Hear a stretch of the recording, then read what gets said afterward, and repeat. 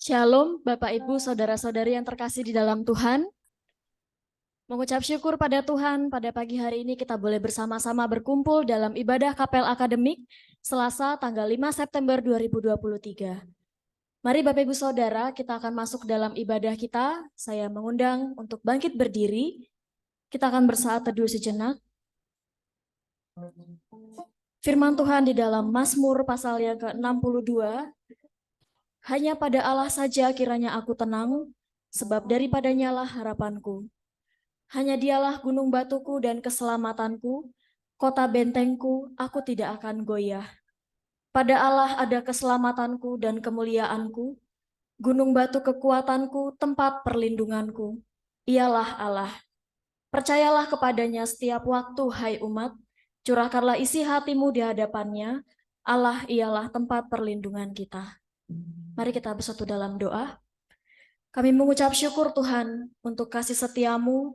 Kami sungguh merasakan betapa Engkau sungguh baik dalam kehidupan kami Tuhan. Terkhusus pada pagi hari ini kami boleh bersama-sama hadir dalam ibadah Kapel Akademik. Kami menyerahkan ibadah kami pada pagi hari ini dari awal, pertengahan hingga akhir. Biarlah kiranya hanya Tuhan yang kami permuliakan di dalam ibadah pada pagi hari ini. Terima kasih Bapak, kami akan memulai ibadah kami hanya dalam nama Tuhan Yesus kami sudah berdoa. Amin. Bapak Ibu Saudara, Tuhan adalah kota benteng perlindungan kita, sebab Tuhan adalah batu karang perlindungan kita. Mari kita akan naikkan pujian, nyanyian pujian nomor 219, Batu Karang Perlindungan.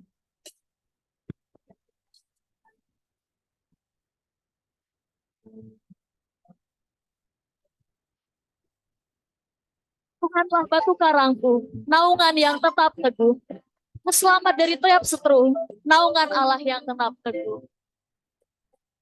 Tuhanlah batu karangku, naungan yang tetap teguh, selamat dari tiap seteru, naungan yang tetap teguh, yang Yesus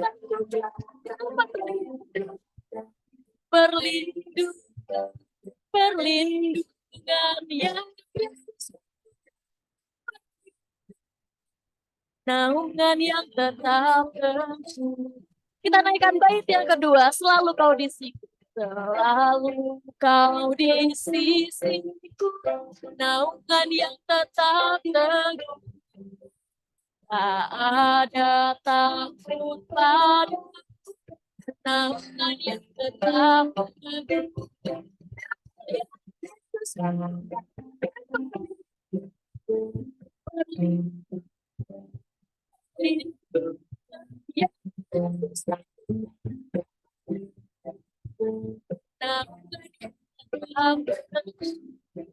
Yang ketiga,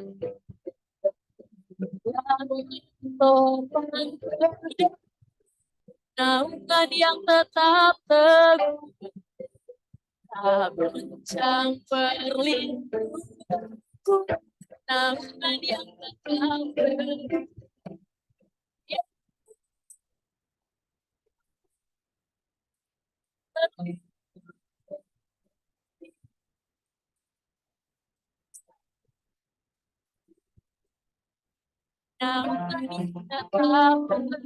Baik yang keempat, ya Tuhan Engkau naungan yang tetap teguh, selalu ya Yesus batu karang, ya Yesus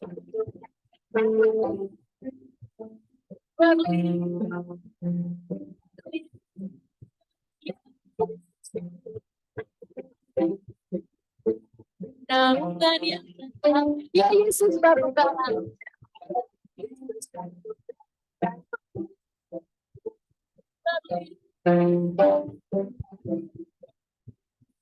Yesus batu naungan yang tetap.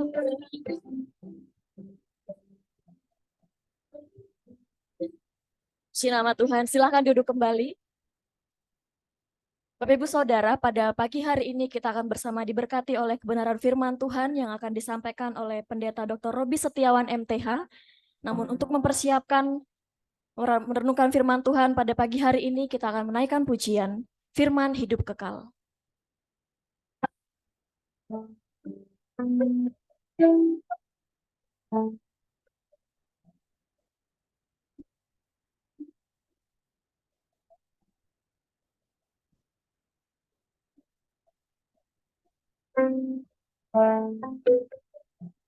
Bait yang pertama, rindu bukan Injil.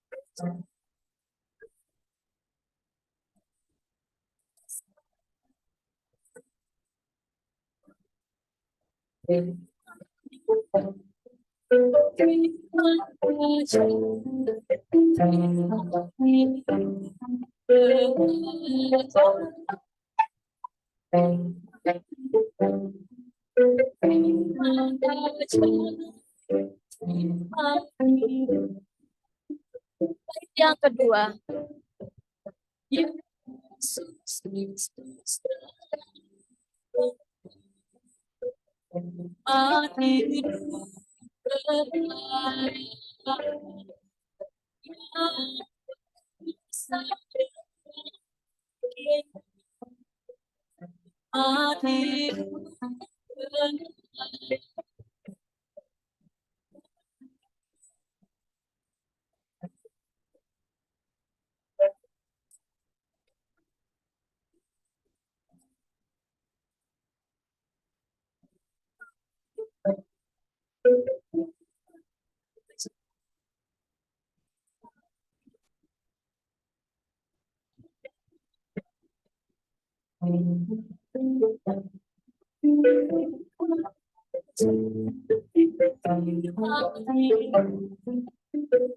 bait yang ketiga.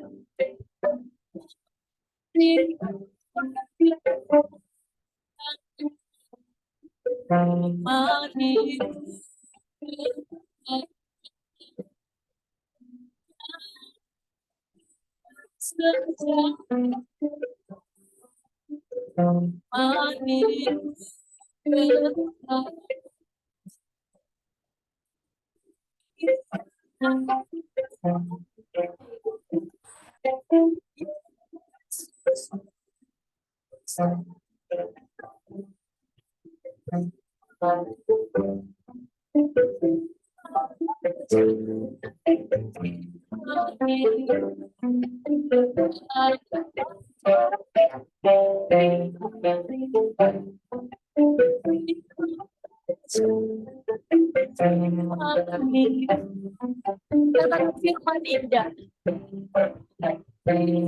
indah pada pendeta Rudi, silakan.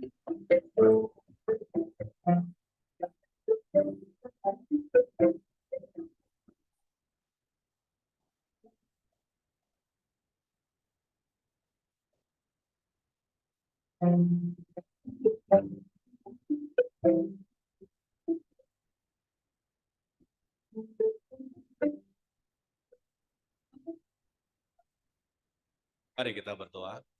Mohon Roh Kudus urapi hamba-Mu yang akan membacakan firman dan menjelaskan firman, dan setiap kami sebagai mahasiswa, mahasiswi, beberapa program, Tuhan tolong kami agar kami semua dibimbing oleh roh kebenaran, yaitu Roh Kudus. Urapilah hamba-Mu dan setiap kami yang mendengarkannya. Berfirmanlah kepada kami serahkan setiap kami ke dalam tangan Tuhan. Dalam nama Tuhan Yesus kami sudah berdoa. Semua orang beriman mengatakan amin. Puji Tuhan.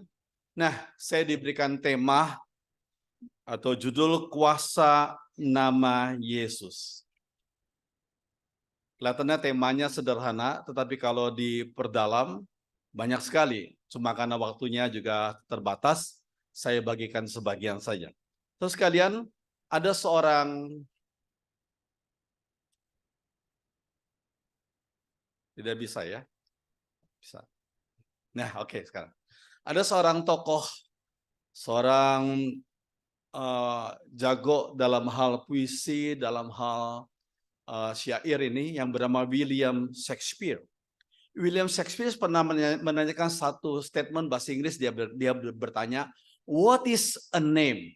Apa sih artinya satu nama? Dia bilang gitu, ya.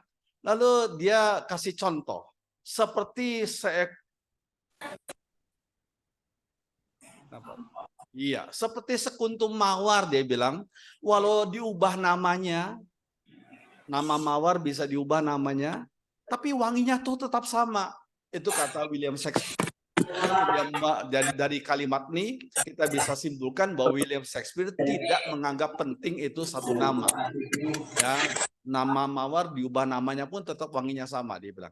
Terus kalian, nah kalau kita membaca firman Tuhan, ternyata dalam Alkitab nama itu bukan sekedar satu kata yang gampang saja diubah-ubah begitu. Tapi nama itu menyatakan pribadi seseorang. Ini penting ya.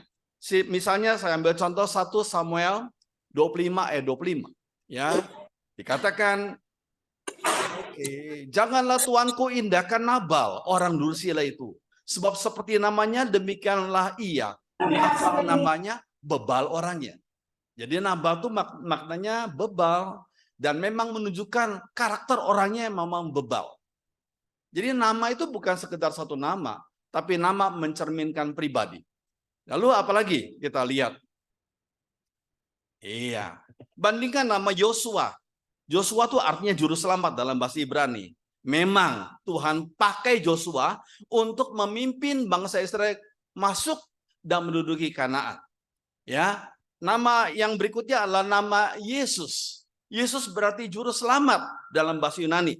Memang dalam Matius 1 ayat 21 berkata, ia, yaitu Maria, akan melahirkan anak laki-laki, dan engkau akan menamakan dia Yesus, karena dialah yang akan menyelamatkan umatnya dari dosa. Jadi dalam Alkitab, nama itu bukan sekedar nama, nama menyatakan pribadi. Demikian juga kalau saudara sekalian satu kali menikah dan mempunyai anak, anak itu saudara rindukan apa? Anak ini nanti akan jadi apa? Begitu. Demikian kami mempunyai 2 anak, Melekai, kami rindu anak ini diutus oleh Tuhan, karena makna Melekai demikian. Yang kedua adalah Ebenezer, sampai di sini Tuhan sudah tolong. Yaitu merupakan pribadi yang memang sedang pergumulan kami waktu itu. Terus sekalian, kalau kita fokus dalam satu nama yang namanya Yesus. Yesus dalam bahasa Yunani adalah Yesus, yang berarti juru selamat. Nah, kalau kita membaca dalam Kisah Rasul 4 ayat 12, hanya melalui Yesus saja dalam terjemah sehari-hari ya, orang diselamatkan. Sebab di seluruh dunia, di antara manusia tidak ada seorang lain pun yang mendapatkan kekuasaan dari Allah untuk menyelamatkan kita. Jadi kalau saudara terjun di dalam masyarakat yang plural ini, lalu mereka berkata, nggak usahlah menekankan Yesus itu satu-satunya juru selamat. Nah, kalau saudara menghadapi itu, jangan saudara langsung iya, jangan. Paling-paling saudara senyum saja. Senyum itu kan mempunyai makna berbeda-beda tuh. Tapi dalam hati saudara harus punya satu keyakinan. Tidak ada nama lain yang melaluinya manusia diselamatkan, hanya nama Yesus. Itu harus punya keyakinan seperti itu. Yang jelas dalam diri hamba-hamba Tuhan. Terus kalian, nah tema kita adalah kuasa nama Yesus. Nah, kata kuasa itu dalam bahasa Yunani adalah dunamis. Nah, kalau sudah lihat dalam Roma 1 ayat 16, karena Injil adalah kekuatan, dunamisnya lah. Nah, kata dunamis itu, kalau sudah lihat gambar ini dinamit loh. Ya, memang dari kata dunamis muncul kata dinamit. Benda atau barang yang bisa menghancurkan bukit batu. Kalau Injil kita beritakan, itu bisa menghancurkan kekuatan, kekerasan hati setiap orang yang mendengarkan Injil Tuhan. Ya, ini suatu hal yang penting sekali. Nah, kalau kita melanjutkan, kuasa nama Yesus. Namanya, kata nama itu kita tekankan sekarang. Nama itu menyatakan pribadi seseorang.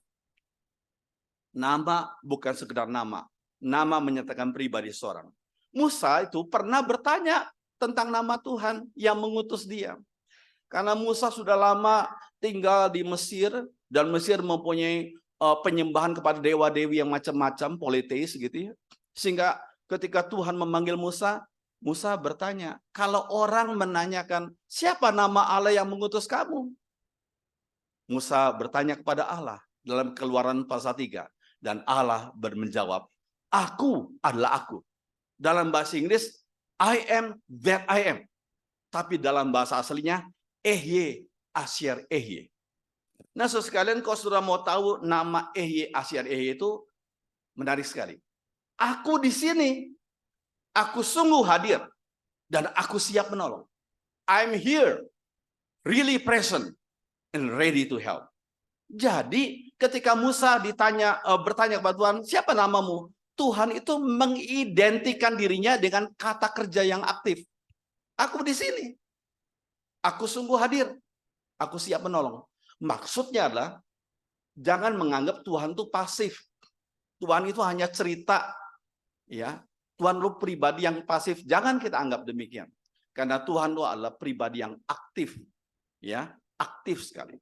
Nah, saudara sekalian, kalau kita melihat memang Allah yang kita kenal dalam Yesus Kristus bukanlah pribadi yang pasif, tetapi aktif. Nah, sekarang kita lanjutkan. Kuasa nama Yesus. Kuasa dalam hal apa? Menghancurkan kuasa iblis dan roh-roh jahat. Saya mau tanya kepada mahasiswa yang hadir di sini. Iblis itu ada berapa? Jawab dong. Iblis ada berapa? Pertanyaan kedua, setan ada berapa? Kok nggak ada yang jawab nih? Jawab dong. Iblis sama setan sama nggak? Bingung lagi. Iblis itu sama dengan setan dan hanya satu pribadi. Diabolos, the devil, Satanas itu nggak pernah ditulis dalam bentuk plural, jamak, tapi hanya satu. Yang banyak itulah roh-roh jahat. Dalam bahasa Yunani adalah daimonia, the demons itu. Jadi iblis atau setan satu jenderal, ya. Dia mempunyai banyak anak buah yang disebut dengan the demons, roh-roh jahat. Nah, kalau kita melihat kuasa Yesus, kuasa nama Yesus menghancurkan kuasa iblis dan roh-roh jahat. Dari mana kita tahu? Dari Markus 16 ayat 17. Yuk kita baca sama-sama ya. 1, 2, 3.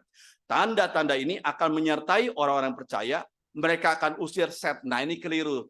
Terjemahan kita keliru. Lihat langsung interlinear tahu. Ini keliru terjemahannya. Harusnya demons. The demons. Bukan Satanas. Bukan. The demons. Ya. Jadi mereka akan usir roh-roh jahat demi namaku, kata Tuhan Yesus.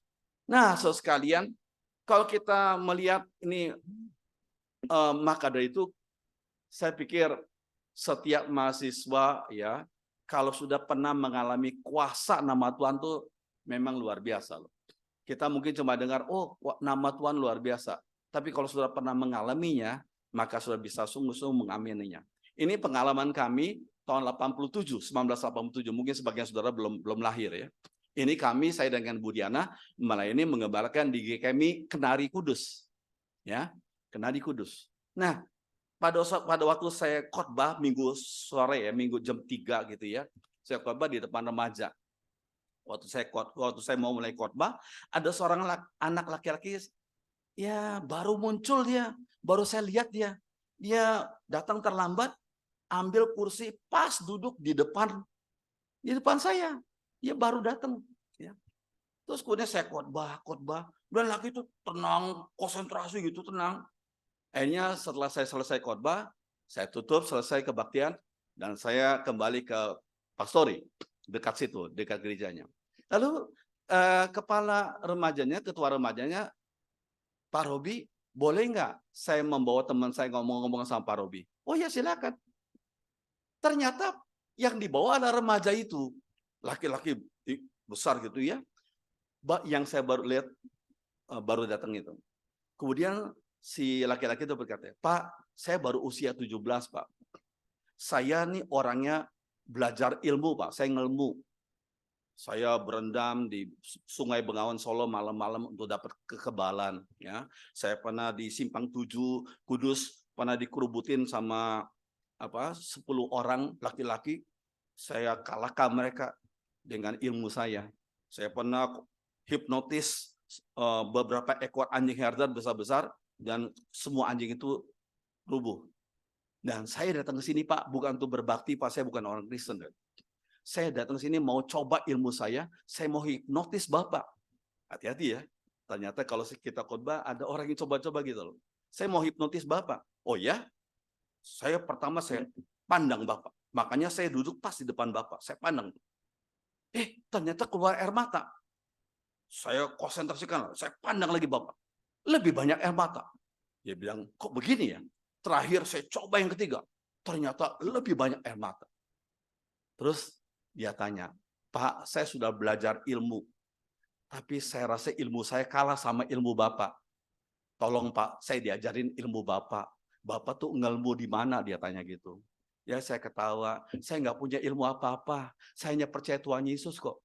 Oh gitu ya Pak? Iya. Kamu mau didoakan? Mau terima Yesus? Mau Pak. Kemudian saya suruh dia berlutut di tengah gitu, di tengah pastori. Saya, Budiana sama kepala remajanya, ketua remajanya, nyanyi. Dalam nama Yesus, dalam nama Yesus, ada kemenangan. Kalau ngusir roh jahat, jangan matamu merem loh ya. Saya ulangin. Kalau ngusir roh jahat, jangan matamu merem. Nanti engkau dipukulnya. Pandang, matamu buka. Sama beriman, nyanyi. Dan betul waktu kita nyanyi dalam nama Yesus berkali-kali ya, dia mulai mengadu-adukan jidatnya di lantai itu. Ya terus diangkat tenang, terus diangkat tenang. Setelah berapa kali kami nyanyi gitu, saya berkata, oke. Dalam nama Yesus, segala roh jahat yang bercokol di tubuh orang ini, saya usir dalam nama Yesus, pergi. Ternyata anak ini tiba-tiba dia langsung pingsan, saudara sekalian. Lalu kami angkat dia dari lantai, taruh dia di satu bangku, dan dia pingsan sekitar selama 10 menit. Nah, setelah dia bangun dari pingsannya, dia siuman, dia mulai tanya, loh, saya ada di mana nih? Saya ada di mana? Saya jawab, kamu di pastor di gereja. Wah, dulu waktu tadi saya datang terus semuanya gelap, banyak sekat-sekat. Banyak sekat-sekat. Sekarang kok terang sekali. Iya, kamu sudah dibebaskan oleh Tuhan Yesus. Ya, sebenarnya bukan hanya saya, bukan hanya Pak Robinson, bukan hanya dosen-dosen yang diberikan. Semua orang yang percaya Yesus diberikan kuasa. Asal kau beriman sungguh-sungguh, semua hamba-hamba Tuhan yang masih muda pun diberikan kuasa untuk mengusir roh jahat. Ya, terus sekarang ini penting sekali. Kuasa nama Yesus yang menghancurkan kuasa iblis dan roh jahat. Ya, yang kedua, oke. Ya, yang kedua, kuasa nama Yesus yang menimbulkan dan menumbuhkan kasih yang rela berkorban. Ya, mari kita baca sama, lihat itu. Kasih Yesus itu menguasai para pemberita Injil. Kalau sudah lihat dalam 2 Korintus 5 ayat 14, Rasul Paulus berkata, kasih Yesus yang menguasai kami. Kata menguasai itu dalam bahasa Inggris adalah to compel. To compel itu artinya memaksa, mendorong. Jadi kasih Yesus memaksa, mendorong Rasul Paulus untuk memberitakan Injil walaupun tantangannya besar. Ya, kita pun demikian, saudara pun demikian. Kalau kasih Yesus menguasaimu, engkau akan terdorong untuk melayani dia, mengabarkan Injil, bersaksi. Ya, ini suatu hal yang penting. Nah, kasih Kristus yang menguasai kami. Kemudian, kalau kita lihat, nah, kasih Yesus itu berkuasa untuk mengubah hati yang menentang jadi menerima. Tadinya menentang sekali, sekarang menerima. Itu bukan karena kemampuan si pengkhotbah, tapi karena kuasa Roh Kudus tentunya. Ya, kalau kita lihat 2 Korintus 10 ayat 14, yuk kita baca sama-sama ya. Karena senjata kami dalam perjuangan bukanlah senjata duniawi, tapi senjata yang diperlengkapi dengan kuasa Allah yang sanggup untuk meruntuhkan benteng-benteng. Nah, saudara sekalian, jadi kalau kita khotbah, kita harus ingat ayat ini. Orang-orang yang nggak percaya Yesus itu di dalam pikirannya ada benteng-benteng rohani yang kita harus tahu Dan kita tidak bisa kalahkan tuh kecuali kita berharap pada kuasa Tuhan Yesus saja. Ya, dengan kuasa Roh Kudusnya. Nah, saudara sekalian, kasih Yesus itu telah mengubah kebencian Saulus menjadi Paulus yang rela berkorban bagi Injil. Saulus diubah jadi Paulus, tadinya penuh dengan kebencian, sekarang penuh dengan kasih. Dia pergi memberitakan Injil kemana-mana. Ya, terus kalian kalau saudara lihat Paulus kok keren banget ya. Orang-orang rasul-rasul yang lain belum pergi ke Eropa, dia ada kesempatan pergi ke Eropa. Ya, bahkan menurut penafsir Alkitab, ya Paulus juga katanya pernah mungkin pergi ke Spanyol. Waktu itu Spanyol dianggap sebagai ujung bumi katanya. Ya sebelumnya dia pergi ke Roma dan memang dia mati-mati di sana.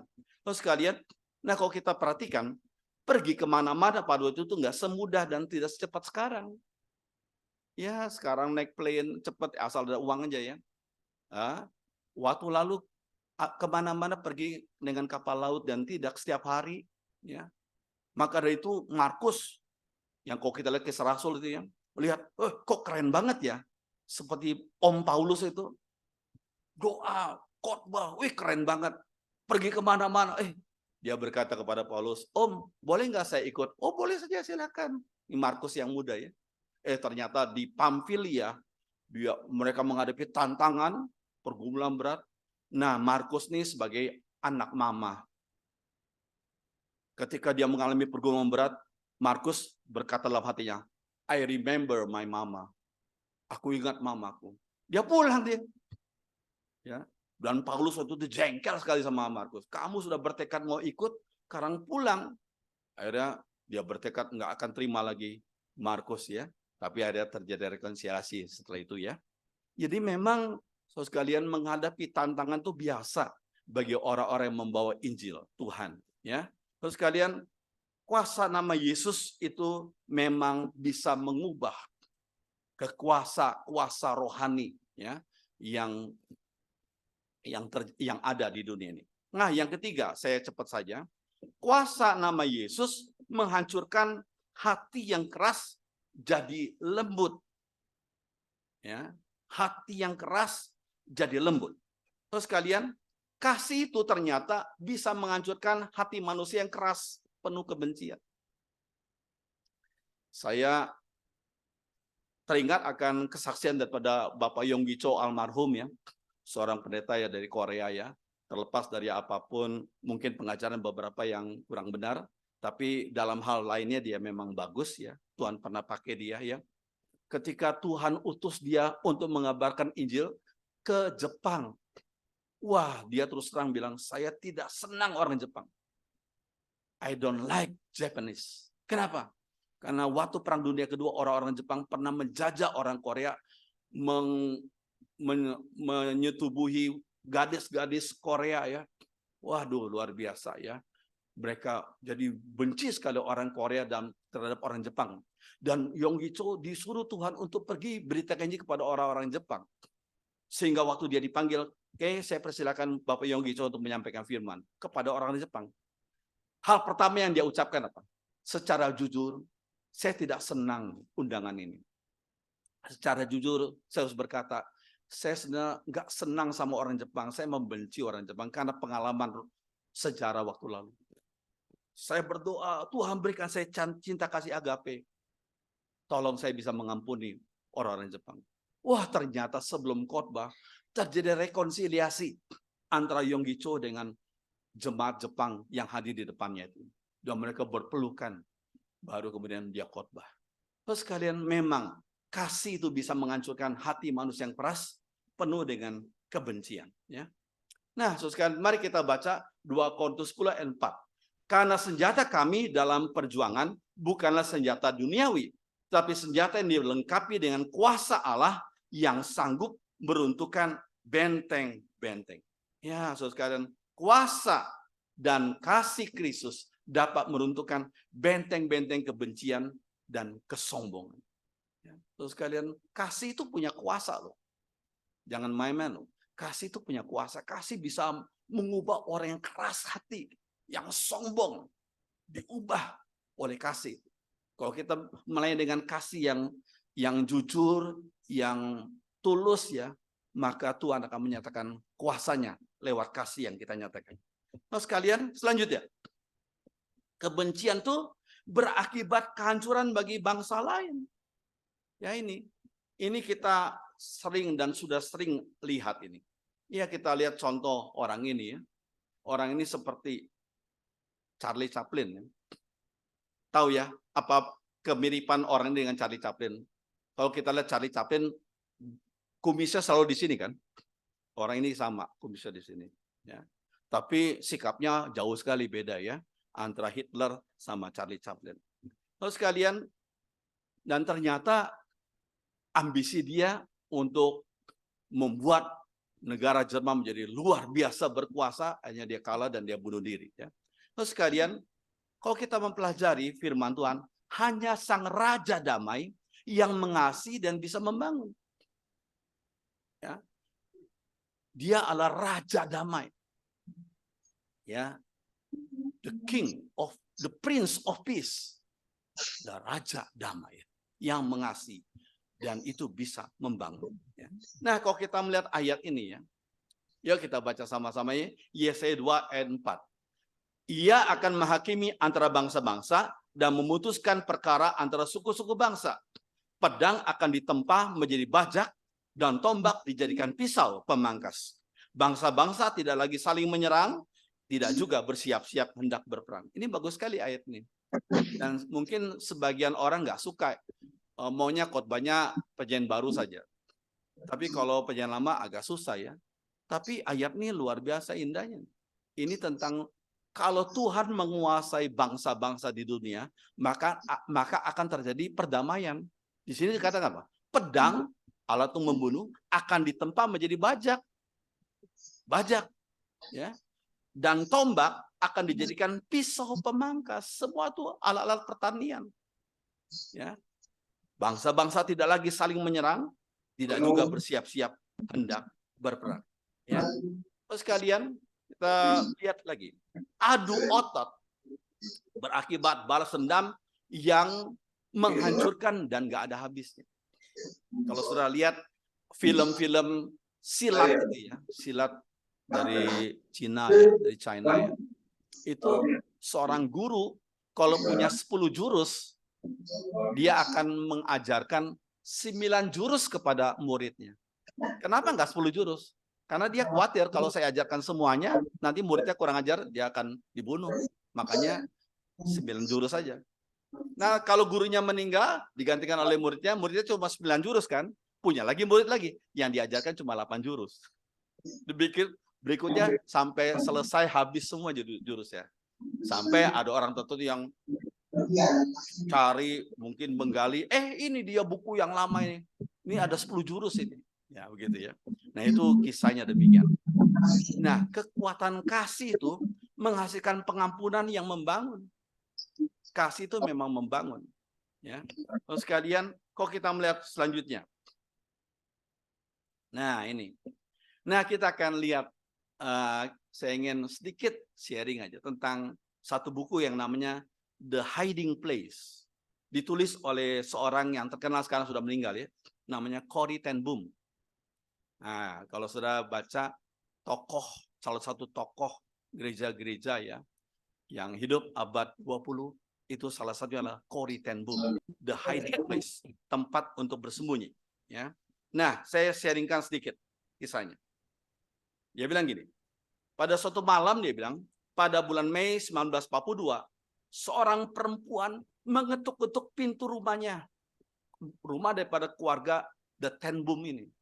Ya, dia adalah seorang Yahudi ternyata.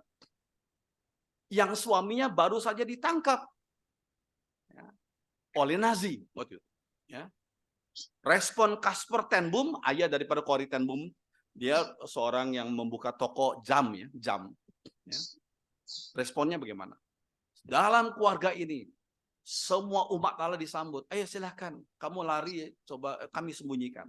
Ya, terus kalian kemudian apa yang dia lakukan? Ternyata di rumahnya yang di lantai 2 tuh sengaja dibikin semacam lubang gini, dan ternyata di dalamnya ada ruang kecil bisa menampung 6 sampai 7 orang. Bagi orang-orang Yahudi yang dikejar-kejar oleh Nazi itu, ya.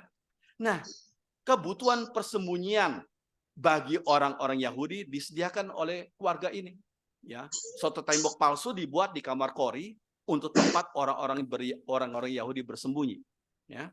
Nah, dia bilang bagaimana antara 6 sampai 7 orang itu bersembunyi setiap harinya, setiap hari. Selama hampir 2 tahun, keluarga Ten Boms berhasil menyembunyikan hampir 800 orang Yahudi dari pengejaran orang Nazi dan menyelamatkan mereka. Nah, hampir 2 tahun. Ternyata pada bulan Februari 1944, ada seorang pelapor yang mengkhianati keluarga Ten Boom. Lalu kemudian dia lapor kepada Nazi, ternyata keluarga Ten Boom itu mempunyai tempat rahasia untuk menyembunyikan orang-orang Yahudi yang lari. Ya. Lalu kemudian keluarga Ten Boom digerebek, ditangkap semuanya, hampir semuanya ya, dan dibawa oleh prajurit Nazi.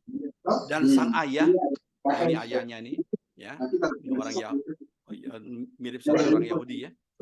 Sang ayah yang bernama Kasper itu hanya bertahan 10 hari di penjara dan meninggal dunia. Ya. Nah, saudara sekalian, lalu apa yang terjadi? Kori ternyata dan saudari perempuannya yang bernama Betsy dipindahkan ke kamp konsentrasi yang waktu itu momok bagi banyak orang.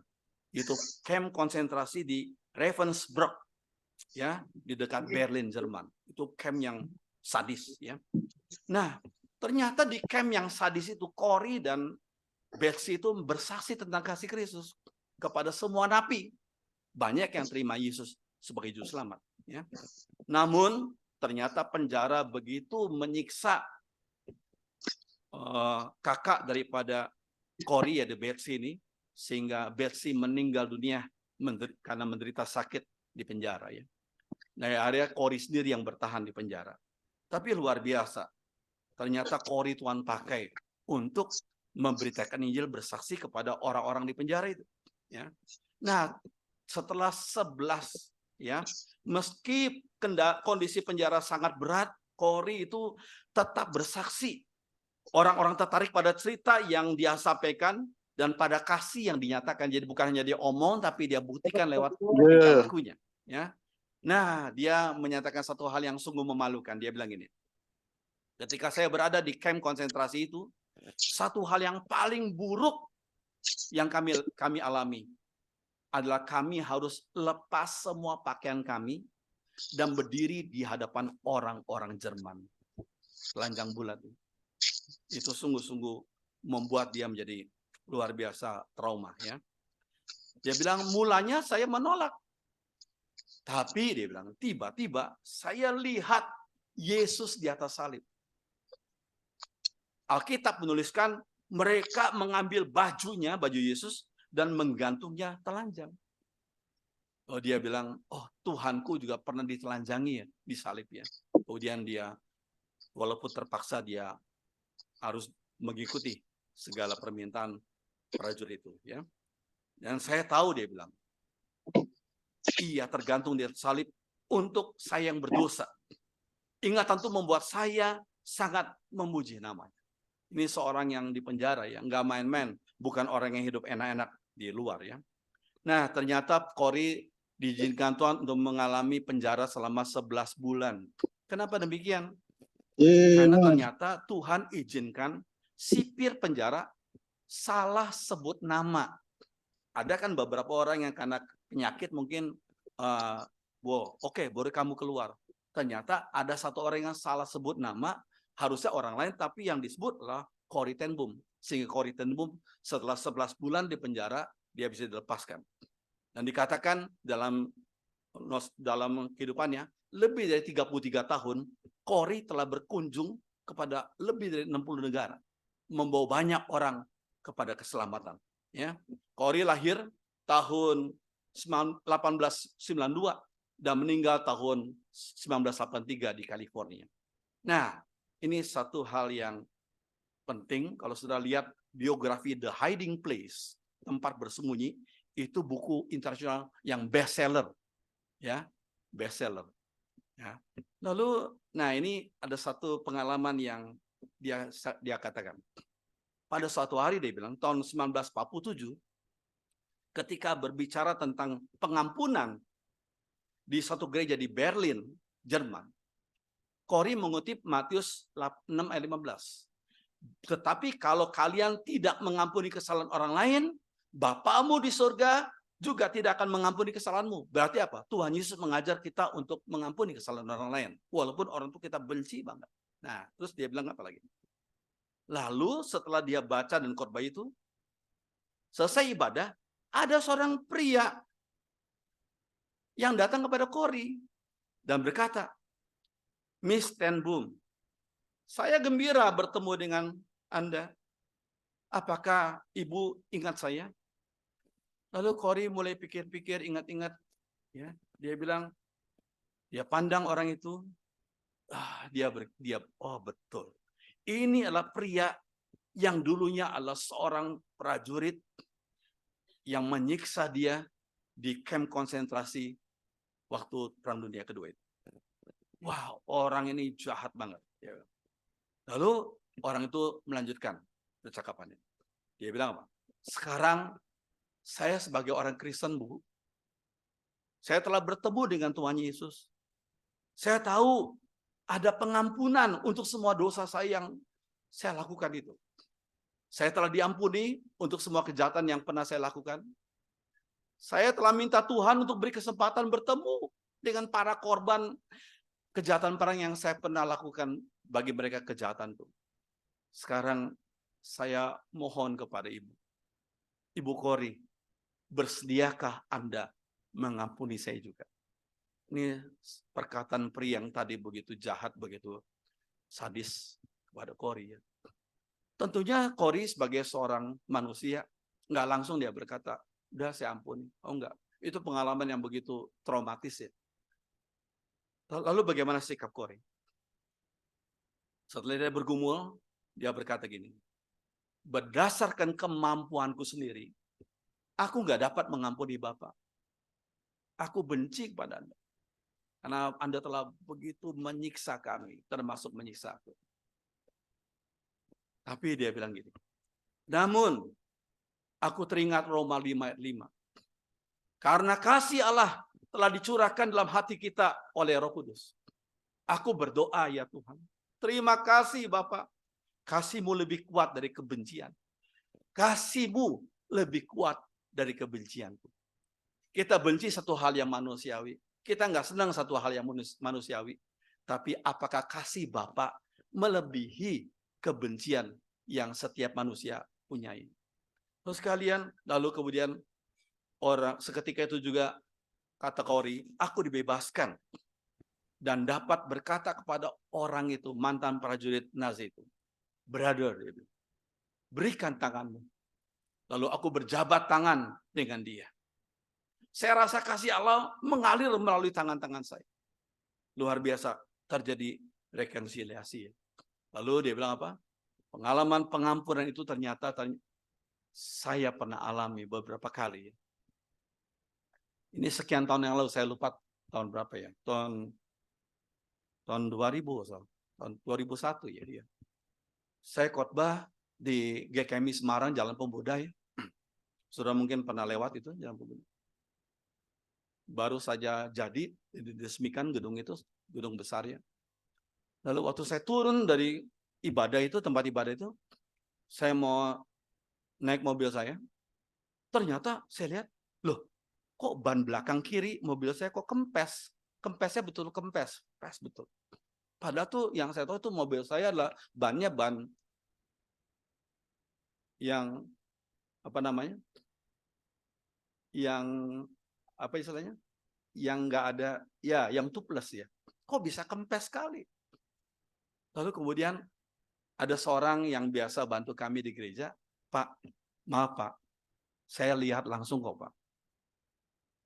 Saya tahu orang yang menusuk ban Bapak. Siapa? Itu Pak, saya tidak perlu sebut namanya ya. Bapak itu. Oh iya, betul kamu lihat? Iya Pak, dia tusuk pakai pisau Pak. Dan dia tusuk bukan di bagian tengahnya, Kalau kita tengah gampang bisa ditempel lagi. Tapi di bagian pinggirnya, sampingnya itu, sehingga nggak bisa ditempel tapi harus dipres. Oh gitu ya.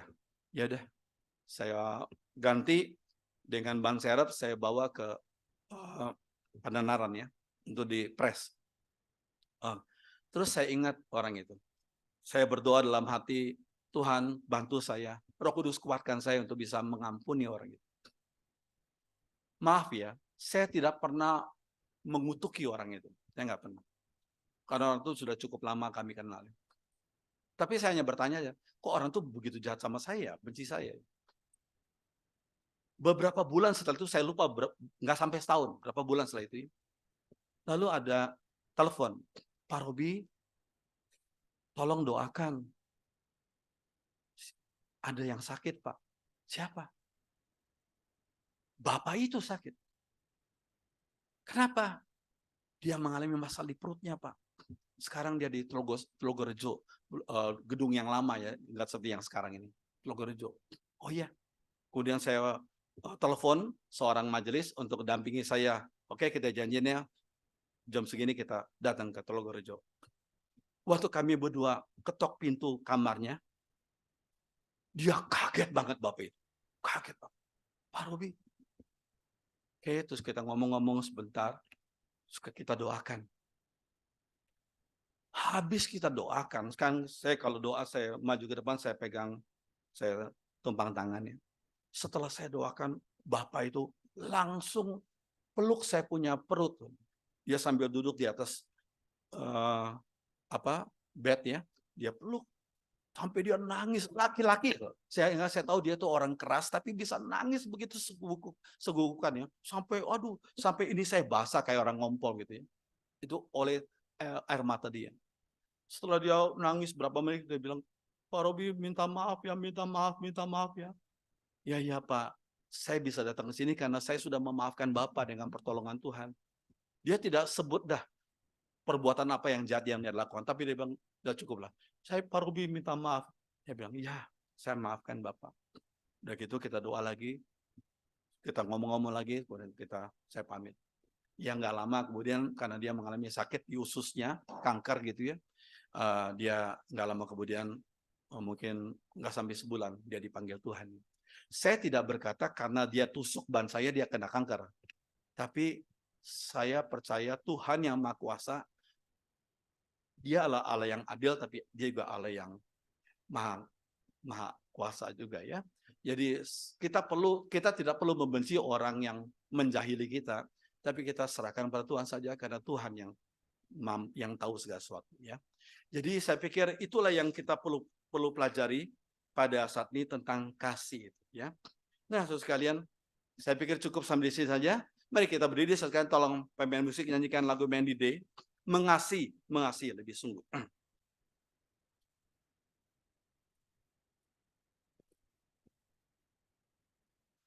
Mandy Day.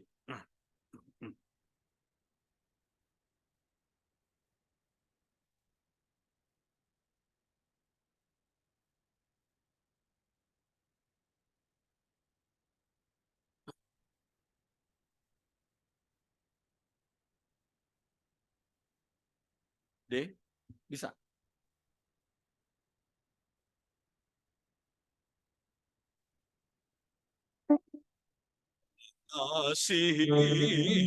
Mengasihi lebih mengasihi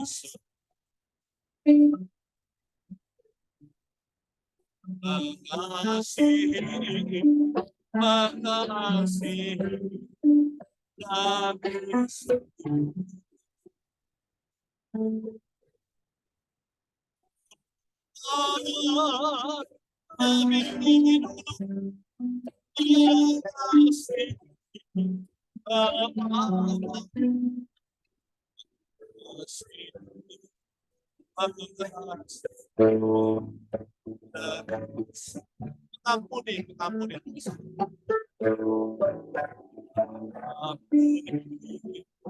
Pak Robert tampil ke bawah.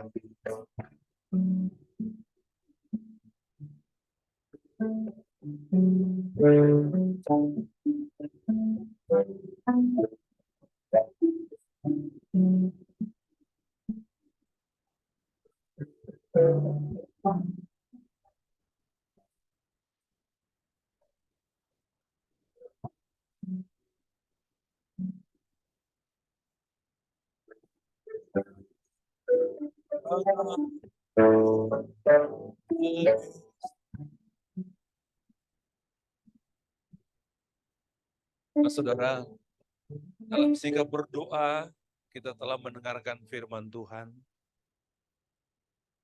Jikalau Tuhan sedang bekerja dalam hidup saudara, dan saudara mengamini akan kebenaran firman Allah, bahwa dalam Kristus kita mendapat pengampunan, dan mendapat kemampuan juga, kekuatan kuasa untuk dapat mengampuni orang lain sama seperti Kristus mengampuni.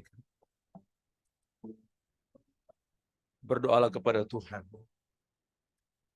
Jikalau Anda, saudara, belum mengakui sepenuhnya akan Dia dan kuasanya, berdoalah kepada Dia, kepada Tuhan kita, Yesus Kristus. Jikalau Anda, saudara, yang masih bergumul dengan perasaan kebencian, akar pahit, kepedihan akan kata-kata orang lain, sikap, perilaku orang lain kepada saudara, yang telah menyakiti saudara mungkin selama ini. Sampai saat ini belum ada pengampunan dari dalam diri saudara kepada mereka. Kasih sejati seperti Kristus belum nampak.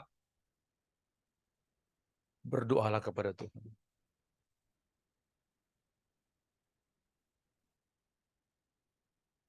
Bapa Surgawi, kami mengucap syukur Tuhan atas firman-Mu yang menguatkan iman kami, keyakinan kami akan Engkau Allah kami yang hidup, Tuhan kami Yesus Kristus. Bahwa nama-Mu berkuasa. Engkau Allah yang hidup.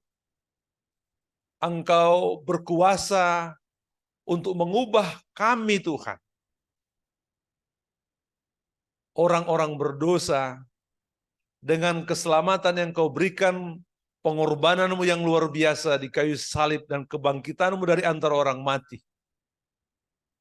Dan tidak ada seorang pun di muka bumi ini yang dapat menyelamatkan selain daripada Engkau Tuhan kami.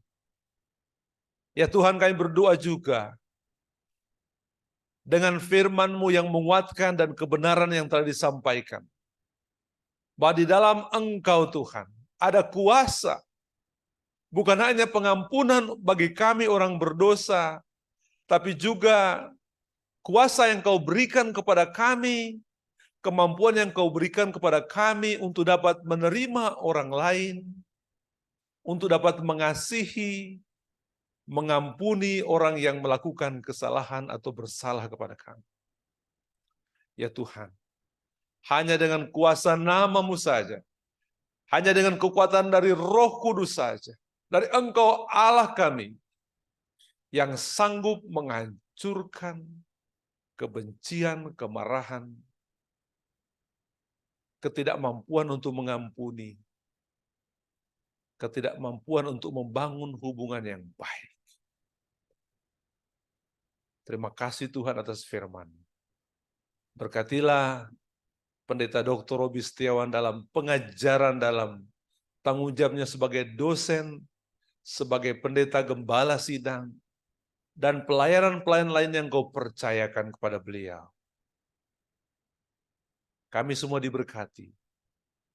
Dan biarlah berkat ini kami juga bagikan kepada orang lain. Dalam nama Allah kami yang Maha Kuasa, Tuhan kami yang menciptakan kami, Tuhan kami yang menjaga kami, yang berkuasa tulus memelihara kami. Kami panjatkan doa kami dalam nama-Mu, Tuhan kami Yesus Kristus. Amin. Tuhan memberkati. Silakan duduk.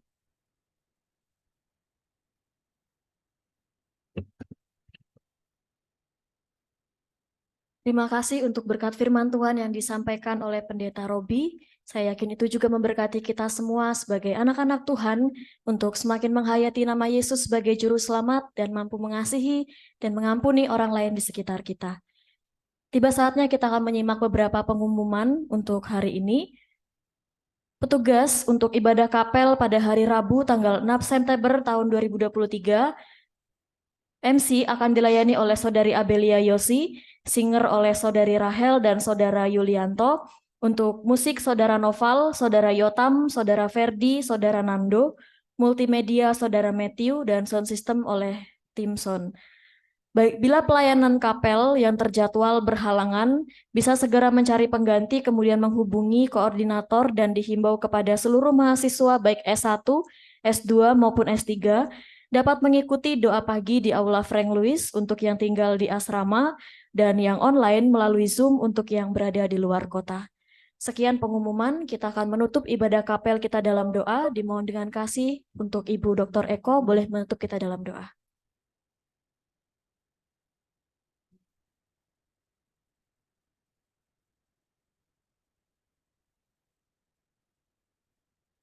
Mari kita akan berdoa bersama-sama. Bapa di surga, kami mengucap syukur dan berterima kasih kepadamu ya Tuhan, oleh karena kasih Tuhan yang besar menolong dan memberkati kami. Dan saat ini Tuhan, ketika kami boleh mengakhiri ibadah kapel, kami boleh bersuka cita karena Tuhan memberkati dengan firman yang luar biasa meneguhkan kami. Kami berdoa untuk seluruh aktivitas kami, Tuhan memberkati kami. Terima kasih Tuhan. Kami serahkan doa dan syukur kami hanya di dalam nama Tuhan Yesus Kristus. Haleluya. Amin.